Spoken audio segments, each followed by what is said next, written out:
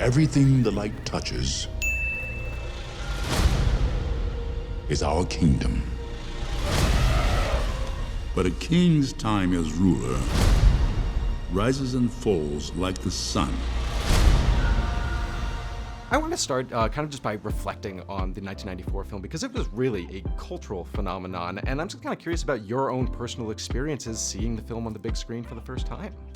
Yeah, I remember seeing it with my parents. I think I was 14, and I loved it, of course. I used to see like every movie that came out when I was that age. I don't have time to do that anymore. But I love Disney. I love musicals. I saw the Broadway version as well. And so, yeah, of course it affected me. I love the music, and like I said, I love musicals, so I appreciated it on that level.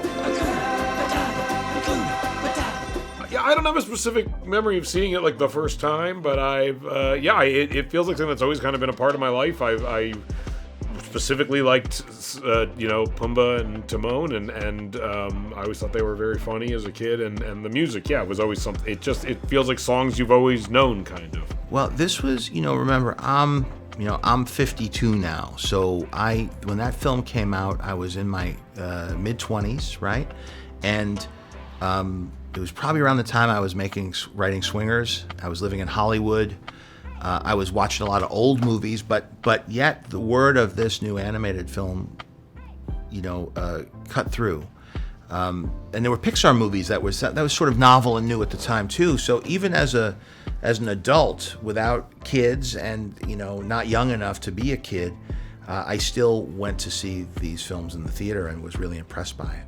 I felt like it was a message from my ancestors. All of those things that I needed at that moment in my life, just things that I knew were true, but never saw it reflected back in popular culture. So it was, it made me smile, it made me weep. I sang a lot of the songs. Yeah, I mean, I think that it was a moment of just to be relished, to be embraced. I was always excited about anything that was, because it was so rare. It's rare now. It was even rarer 25 years ago that there would be anything on any scale that was set on the continent, and so just even the sense that it would be something that was representing or reflecting Africa in any way was something that was completely unmissable, and then for it to have that tenure and that sort of sense of the tenor and the sense of place, within the music and that kind of cultural resonance, that Lebo brought to it, I felt was beautiful and empowering and exciting, and so those were the sort of elements that I remember most, right from the beginning, right from the sort of sound.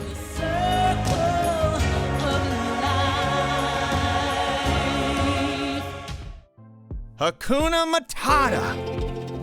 What a wonderful phrase.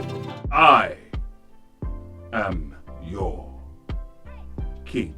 Simba, stay close to your father. Hakuna Matata! Hakuna Matata. Most people get a bigger reaction when we say it okay. Some people start clapping Hakuna immediately. Matata.